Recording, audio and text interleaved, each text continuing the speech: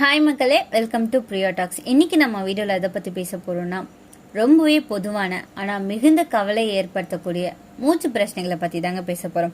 அதாவது asthma, wheezing, sinus, இதை பற்றி தான் பார்க்க போகிறோம். இது மூணுமே மூச்சு குழாய் மற்றும் நுரையீரலில் ஏற்படுற அடைப்புகளால் உண்டாகிற பிரச்சனைகள். மருந்துகள் மட்டும் போதாதுங்க, நம்ம வாழ்க்கை முறையையும் உணவு பழக்கத்தையும் மாற்றினாலே மட்டும்தான் இதுல இருந்து நமக்கு நிவாரணம் கிடைக்கும். இப்போ நம்ம இந்த 3 பிரச்சனைகளை பற்றி தான் விரிவாக தெரிஞ்சுக்க போகிறோம். ஆஸ்துமாவோட காரணங்கள் என்னென்ன, அதுக்கான அறிகுறிகள் என்ன, இதற்காக இயற்கையான சிகிச்சைகள் ஏதாவது இருக்கான்றதை பற்றியும், வீசிங் தீர்க்கும் சுவாச மற்றும் தாய் மருந்துகள் என்னென்ன, சைனஸை போக்குறதுக்கான இயற்கையான வழிமுறைகள் என்னென்னன்றதை பற்றி தான் விரிவாக தெரிஞ்சுக்க போகிறோம். அதுக்கு முன்னாடி பிரியா டாக்ஸ் சேனலை சப்ஸ்கிரைப் பண்ணாதவங்க சப்ஸ்கிரைப் பண்ணிக்கோங்க. மறக்காம பக்கத்தில் இருக்க பெல் ஐக்கானை ப்ரெஸ் பண்ணிக்கோங்க. வாங்க வீடியோக்குள்ள போகலாம். ஆஸ்துமா இது வர்றதுக்கான ரீசன் என்ன தெரியுமா? தூசி, புகை, குளிர், அலர்ஜி, நம்ம சாப்பிட்ற உணவுகள், நம்மளோட மரபு காரணிகள், இது எல்லாத்தாலையும் நமக்கு ஆஸ்துமா வருங்க. ஒரு சிலருக்கு மன அழுத்தம் மற்றும் தூக்கமின்மையால கூட வரும். குளிர்ந்த பானங்கள் குடிக்கிறது, ஐஸ்கிரீம் அதிகமாக எடுத்துக்கிறது, இதுவும் அதுக்கான ஒரு ரீசன் தான். நமக்கு ஆஸ்துமா வந்துருச்சுன்னு அதை தெரிஞ்சுக்கிறதுக்கு சில அறிகுறிகள் இருக்கு. அது என்னென்ன தெரியுமா? மூச்சு விட சிரமமா இருக்கும், நைட்ல வீசிங் இருக்கும், நுரையீரல் அடைத்த மாதிரி ஒரு உணர்வு இருந்துகிட்டே இருக்கும், சோர்வு, தும்மல், நெஞ்சில் அழுத்தம், இது எல்லாமே நமக்கு ஏற்பட்டுட்டே இருக்கும். இந்த மாதிரியான அறிகுறிகளால நமக்கு ஆஸ்துமா இருக்குன்றத நம்மளால கன்ஃபார்ம் பண்ணிக்கலாம். இதுக்கு சில இயற்கை நிவாரணங்கள் இருக்கு. துளசி இலைகள் 10 இலைகளை வேக வச்சு தண்ணீரா குடிக்கலாம். அரைத்த இஞ்சி, தேன், கொஞ்சமா எலுமிச்சை, இதை டெய்லி ஒரு முறை குடிச்சோம் அப்படின்னா ஆஸ்துமா குறைய வாய்ப்பு இருக்கு. கருப்பு மிளகு, துளசி, தேன், இது எல்லாமே சேர்த்து சாப்பிட்டோம் அப்படின்னா சளி, வீசிங் குறைக்க ஹெல்ப்ஃபுல்லா இருக்கும். பூண்டு, வெறும் வயிற்றுல 2 பூண்டு பல் தினமும் சாப்பிட்டீங்கன்னா ஆஸ்துமா குறையும். பிராணாயாமா, அனுலோமா, விலோமா மற்றும் பஸ்திரிகா சுவாசம், பிராணாயாமம் செய்யறதால நம்மளால ஆஸ்துமாவை கட்டுப்படுத்த முடியும். ஸ்டீம் இன்ஃப்ளமேஷன், துளசி, கற்பூரவள்ளி இலைகள் 2த்தையும் சேர்த்து நீராவி பிடிக்கிறதால நம்மளால இந்த ஆஸ்துமாவை குறைக்க முடியும். தவிர்க்க வேண்டிய உணவுகள் சிலது இருக்குங்க. இந்த ஆஸ்துமாவை குறைக்கணும்னா சில விஷயங்களை நம்ம தவிர்க்கணும். அது என்னென்ன தெரியுமா? பால், தயிர், ஐஸ்கிரீம், பொரியல், பாக்கெட் உணவுகள், குளிர்ந்த நீர், கார்பனேட் பானங்கள், இது எல்லாத்தையுமே எடுத்துக்கொள்ளக்கூடாது.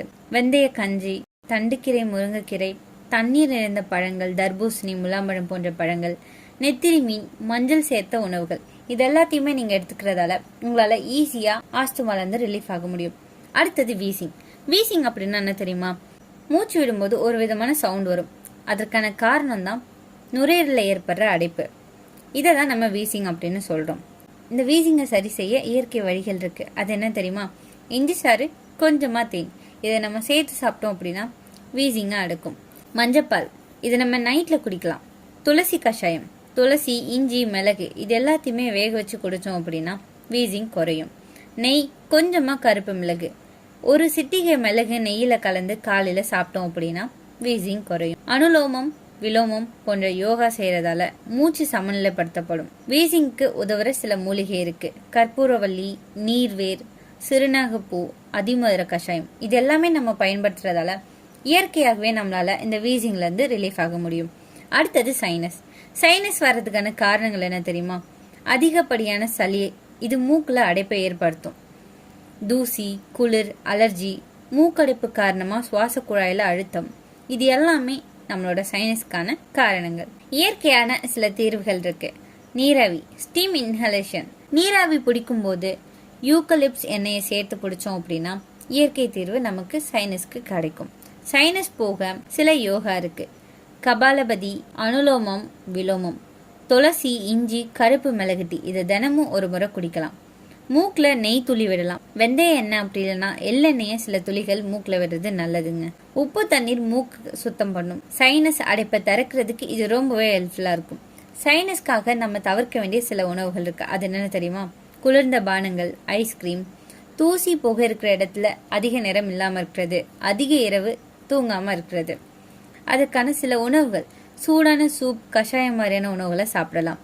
வெந்தய கஞ்சி, இஞ்சி, மஞ்சள் சேர்க்கப்பட்ட பாலை நம்ம அதிகமா எடுத்துக்கொள்ளலாம். நம்ம இந்த மாதிரியான சுவாச பிரச்சனைகள்ல இருந்து வெளிவரதுக்கு சில யோகா மற்றும் சுவாச பயிற்சிகள் இருக்குங்க. அதை நம்ம ரெகுலரா பண்ணாலே இந்த பிரச்சனைகள்ல இருந்து நமக்கு ரிலீஃப் கிடைக்கும்.